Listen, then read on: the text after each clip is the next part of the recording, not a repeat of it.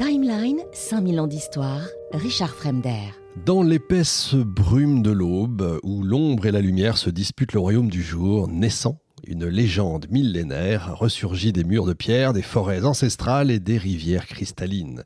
Les chevaliers de la table ronde, ces figures immortelles de courage, de loyauté et de quête éternelle, demeurent une source inépuisable, encore aujourd'hui, de fascination pour les âmes assoiffées d'aventure, de mystère et d'histoire évidemment.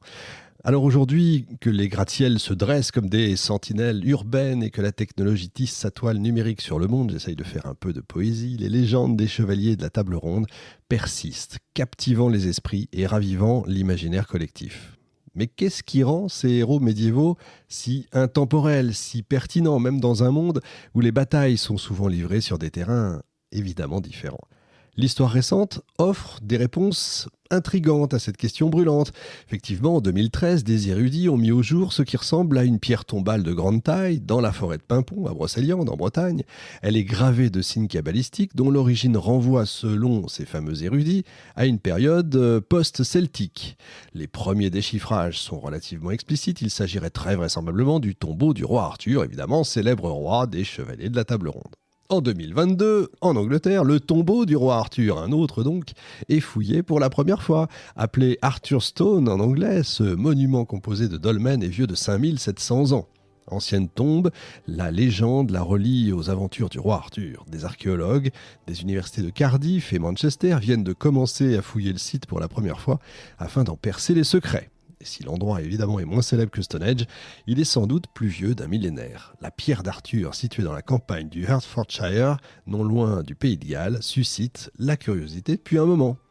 Les légendes locales disent que ce monument néolithique marque l'endroit où le roi mythologique, souverain de Camelot évidemment et ami de Merlin, aurait vaincu un géant armé de son épée Excalibur. Depuis que le site a formellement été identifié comme une tombe, des spéculations en font même le potentiel lieu d'inhumation du souverain en personne. Et déjà, en 98, on avait retrouvé une pierre attestant l'existence du roi, cette fois à Tintagel, en Cornouailles. D'autres, notamment le roi Henri II, situent sa tombe à Glastonbury. C'est dans ce contexte envoûtant et un brin déconcertant, je vous l'avoue, qu'on se retrouve aujourd'hui sur le seuil d'une nouvelle émission captivante, prêt à plonger dans les profondeurs envoûtantes de l'épopée de ces fameux chevaliers de la table ronde. Je dis nous parce que je suis aux côtés d'Emmanuel Arioli, historien que j'avais eu la chance d'interviewer à Versailles, au Salon du Livre d'Histoire, disponible sur Expresso, que vous avez déjà entendu, et récent découvreur d'un chevalier qu'on avait oublié depuis près de 1000 ans, Ségurant. Dans cette émission, nous allons donc explorer les origines de la légende, on essaiera de démêler les fils complexes de l'histoire et de la fiction, nous plongerons dans les mystères insondables forcément qui entourent la quête du Graal, le combat contre les forces du mal, les dragons, etc., les amours tragiques qui ont marqué le destin des chevaliers et de leur roi, en terminant évidemment par le fameux Ségurant. Rejoignez-nous donc dans un voyage extraordinaire, les rêves et la réalité vont se mêler dans un ballet envoûtant de courage et de destinée, car dans chaque cœur réside un chevalier en quête d'inspiration, prêt à brandir l'épée de la vérité et à défendre les idéaux éternels de l'humanité. J'ai fini avec le blabla, tout de suite l'émission. Bonjour Emmanuel. Bonjour. Bon, j'en ai fait un peu beaucoup, ça je pense que ça va, j'ai mis un peu dans l'ambiance. C'est quand même pas simple de remettre un peu dans l'ordre toute cette histoire, mais grâce à vos lumières, on va revenir aux origines. Déjà, on va faire de l'histoire les racines historiques du concept de chevalerie avant d'arriver au chevalier de la table ronde dans les sociétés médiévales. Ça vient d'assez loin, c'est depuis l'Antiquité, on est d'accord ?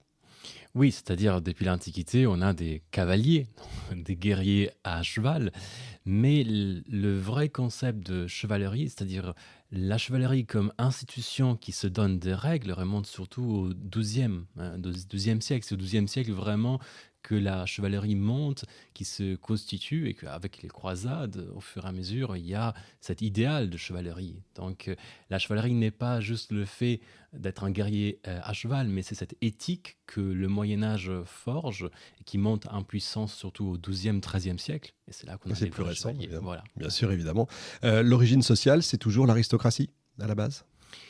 Oui, mais pas seulement. Ouais. C'est-à-dire que globalement, oui, c'est surtout l'aristocratie. Pour être chevalier, il faut pouvoir s'offrir un cheval et une armure. Sans cela, on ne peut pas aller qui coûte à la extrêmement guerre. cher, on va le Coûte rappeler. extrêmement Très cher. important. Par exemple, pour donner une idée, pour Un chevalier, ça coûte une armure, c'est le salaire d'un artisan d'un an pour avoir une Ah oui, armure. c'est ça. Voilà.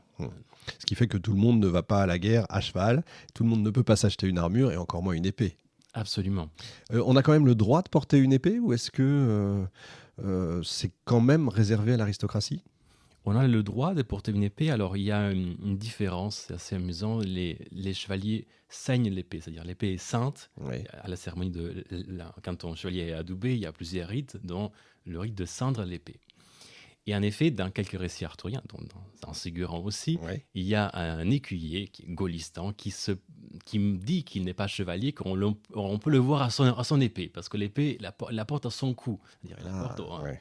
Donc, c'est pas une épée qui est sainte. Donc, D'accord. c'est une différence, par exemple. Ça, c'est génial et c'est bon à savoir.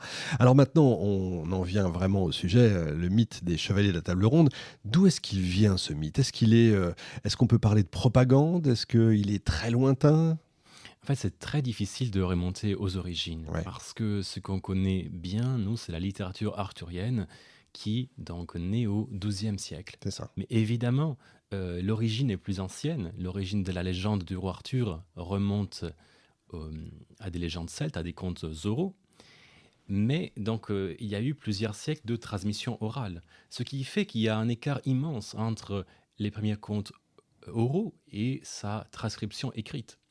Nous la recevons dans une forme qui est très christianisée, alors qu'à la base, évidemment, ce n'était pas le cas.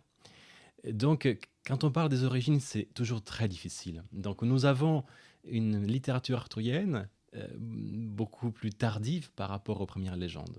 Est-ce qu'on peut dire qu'il y a une espèce de mélange avec les Nibelungen du côté de l'Allemagne, avec les légendes celtiques? Est-ce que c'est une espèce de melting pot de plein de légendes, à votre avis? Oui et non. C'est-à-dire que oui, dans la littérature arthurienne, par exemple, il y a plusieurs légendes qui se joignent, sûrement. Déjà des légendes celtiques. Par exemple, Tristan est d'abord le héros d'une légende indépendante, la légende tristanienne. Et voilà qu'au XIIIe siècle, il rejoint la table ronde. Je dirais que la table ronde est un univers qui a une telle force qui attire les autres. Vous voyez, comme une étoile, une galaxie qui absorbe les autres. Et c'est le cas aussi pour Ségurant, on en reparlera. Ouais. Il a attiré à lui le mythe du chasseur du dragon, qui est par ailleurs un mythe germanique, scandinave, etc.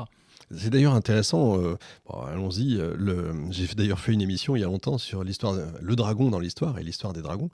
Sur tous les continents, il y a ce mythe du dragon. Comment on peut l'expliquer ça? Vous avez cherché, vous êtes tombé sur plusieurs choses différentes? Oui, j'ai cherché. La difficulté est que la question qui se pose, est-ce que c'est un cas de polygenèse ou de monogenèse? C'est-à-dire Alors là, il faut expliquer. Une genèse unique Oui. ou plusieurs genèses. Ouais. Donc, c'est-à-dire, est-ce que il y avait à la base un seul dragon, un seul récit qui s'est éparpillé sur plusieurs continents, ou alors, en quelque sorte, le dragon et cette idée d'un héros qui tue un dragon est quelque chose qui est présent dans l'esprit humain, de telle sorte qu'on peut la retrouver de façon indépendante dans plusieurs peuples. Parce que on la trouve aussi bien en Asie, où d'ailleurs le dragon a surtout une image positive. Très positive, oui.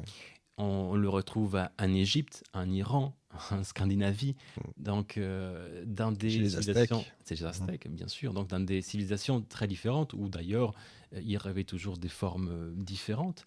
Mais en tout cas, on le trouve toujours, donc c'est difficile de savoir d'où il vient. Oui. Mais c'est vrai que le Moyen-Âge lui donne cette image qu'on conserve encore aujourd'hui, dans ces grands serpents ailés qui crachent du feu. C'est ça. Il y a une sorte d'origine mythique, presque mythologique de ce dragon. Ça vient du ciel, on ne sait pas trop. Oui, il y a une origine très lointaine, on peut dire mythologique aussi, puisque parfois c'est lié vraiment à des récits créationnels, donc à des grandes mythologies de l'homme dans plusieurs pays différents, et qui se cristallisent au Moyen-Âge dans la forme que nous connaissons encore aujourd'hui.